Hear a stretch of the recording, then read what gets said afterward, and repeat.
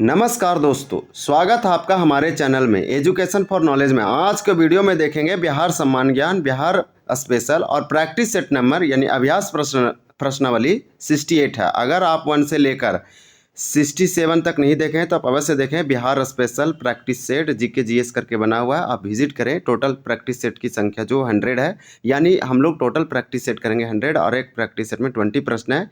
इस प्रकार हम लोग का 2000 यानी 2000 प्रश्नों का एक साथ संग्रह हम लोग पीवाईक्यू है, यहाँ की रिवीजन करेंगे। और ये पीवाईक्यू सारे क्वेश्चन हैं जो कि बीपीएससी बीएसएससी अलग अलग एग्जामों में पूछे गए हैं और आने वाले समय में 71st बीपीएससी हो या 72nd बीपीएससी हो या टीचर बीपीएससी टीचर 4.0 हो या फिर बिहार एसआई, बिहार पुलिस इत्यादि एग्जामों के लिए इंपॉर्टेंट है, क्योंकि ये पूछा गया है। ये जीके स्टैटिक है तो लगातार ये पूछे भी जाएंगे, तो आपको सिर्फ रिवीजन करते रहना है।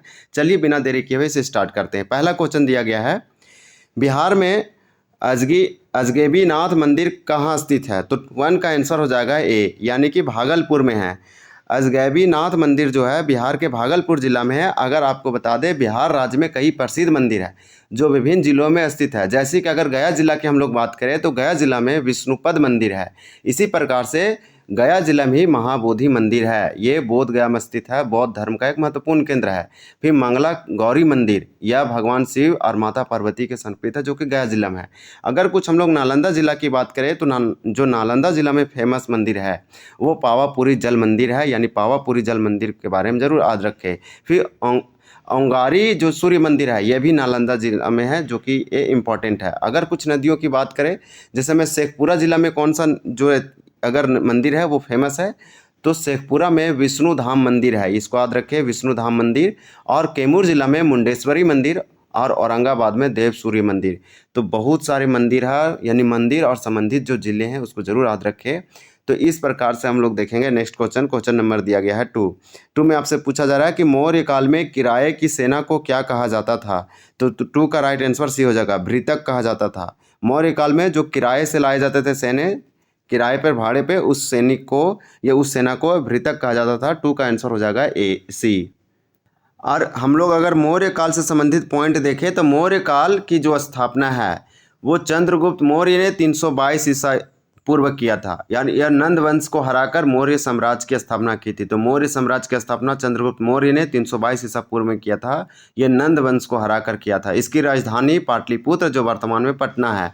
अगर प्रमुख शासक की बात करें तो चंद्रगुप्त मौर्य जो इसकी स्थापना किए थे, उसके बाद बिंदुसार जो चंद्रगुप्त मौर्य के पुत्र और अशोका के पिता थे। इसी प्रकार से अशोका जो उन्होंने साम्राज्य का विस्तार किया, बौद्ध धर्म को अपना लिया, कलिंग का युद्ध लड़े थे। तो ये कुछ जो है से इम्पॉर्टेंट है। और मेगास्थनीज जो है इसी वंश में आए थे, जो इंडिका नामक बुक लिखे हैं। तो ये कुछ इंपॉर्टेंट है। नेक्स्ट देखेंगे, दिया गया है क्वेश्चन नंबर 3, बिहार में Arabic and Persian research institute कहाँ है? तो बिहार में Arabic and Persian research institute कहाँ पे है? तो 3 का राइट आंसर ये हो जाएगा, ये पटना में है। बिहार के पटना जिला में Arabic and Persian research institute located है। क्वेश्चन नंबर 4 है, मुख्यमंत्री ग्रामीण पेयजल गुणवत्ता प्रभावित क्षेत्र निश्चय योजना की शुरुआत कब हुई थी? तो 4 का राइट आंसर सी हो जाएगा, 2016 ईस्वी में बिहार में मुख्यमंत्री ग्रामीण पेयजल निश्चय योजना की शुरुआत की गई थी। ये योजना से संबंधित है, जो कि इम्पोर्टेंट है। प्रख्यात समाचार वाचिका श्वेत सिंह बिहार के किस जिले से संबंधित है? तो प्रख्यात जो समाचार वाचिका है श्वेत सिंह बिहार के किस जिले से संबंधित है? 5 का राइट आंसर हो जाएगा बी, ये पटना जिला से संबंधित है। नेक्स्ट क्वेश्चन देखेंगे, क्वेश्चन नंबर दिया गया है 6, 2011 की जनगणना के अनुसार बिहार में पुरुष साक्षरता दर कितने प्रतिशत थी?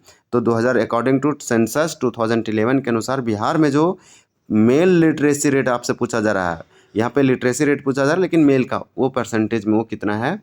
तो 6 का राइट आंसर डी हो जाएगा, 73.39%, 73.39% जो है वो पुरुष साक्षरता दर है।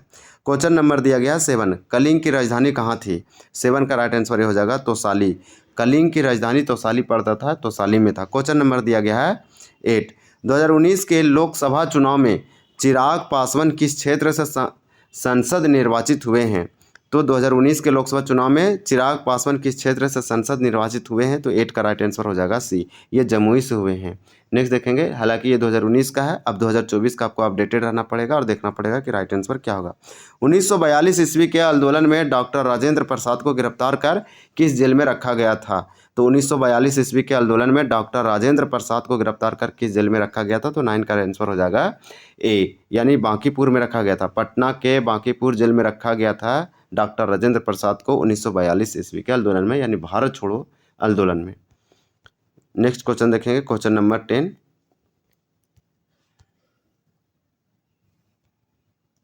क्वेश्चन नंबर 10 में दिया गया है कि मुख्यमंत्री विद्युत संबल निश्चय योजना की शुरुआत कब की गई थी? तो 10 का राइट आंसर हो जाएगा सी, 2016 ईस्वी में मुख्यमंत्री विद्युत संबल निश्चय योजना की शुरुआत की गई थी।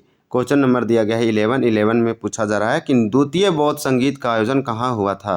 तो द्वितीय बौद्ध यानी सेकेंड बौद्ध संगीत कहाँ पे हुआ था? तो 11 का राइट आंसर हो जाएगा बी, यानी वे वैशाली में हुआ था। अगर हम लोग बात करें प्रथम बौद्ध संगीत का, तो प्रथम बौद्ध संगीत का आयोजन राजगिर में हुआ था, जिसे हम लोग अब इसे राजगिर को राजगीर बोलते हैं, और इसके अध्यक्ष जो थे महाकश्यप ने की थी।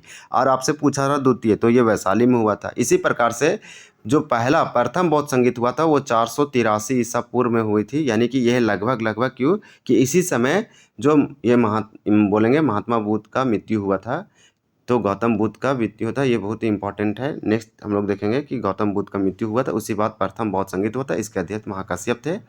नेक्स्ट देखेंगे, क्वेश्चन नंबर दिया गया है 12। मेगास्थनीज की पुस्तक का नाम क्या है? तो मेगास्थनीज की पुस्तक का नाम है इंडिका। ये सेल्यूकस के राजदूत थे, आए थे चंद्रगुप्त मौर्य के दरबार में, इंडिका बुक लिखा गया मेगास्थनीज के द्वारा। क्वेश्चन नंबर 13 है, मौर्य काल में स्वतंत्र रूप से जीवन व्यतीत करने वाली विधाएँ क्या कहलाती थी? तो 13 का राइट आंसर क्या होगा? हम लोग आंसर देखेंगे कि 13 का राइट आंसर क्या है। इसका आंसर हो जाएगा सी, तो छंदवासिनी। मौर्य काल में स्वतंत्र रूप से जीवन व्यतीत करने वाली विधाएं को छंदवासिनी कहते थे। क्वेश्चन नंबर दिया गया है 14। मगध सम्राट चंद्रगुप्त के राजप्रसाद का अवशेष कहाँ से प्राप्त हुआ है? तो 14 का राइट आंसर हो जाएगा सी, कुम्हार से हुआ है, यानी मगध सम्राट में चंद्रगुप्त के राजप्रसाद का अवशेष कहाँ से हुआ? तो कुम्हार से हुआ है, ये इंपॉर्टेंट है। क्वेश्चन नंबर दिया गया है 15। बिहार में सबसे पहले किस स्थान से नवपाषाण युगीन अवशेष प्राप्त हुए हैं? तो 15 का राइट आंसर हो जाएगा ए, ये चिरांद से हुआ है। बिहार में अगर सबसे पहले बात किया जाए कि नवपाषाण युगीन जो अवशेष प्राप्त हुआ वो चिरांद से हुआ है। नेक्स्ट क्वेश्चन है क्वेश्चन नंबर 16। कोसी मेल बिहार में कहाँ आयोजित किया?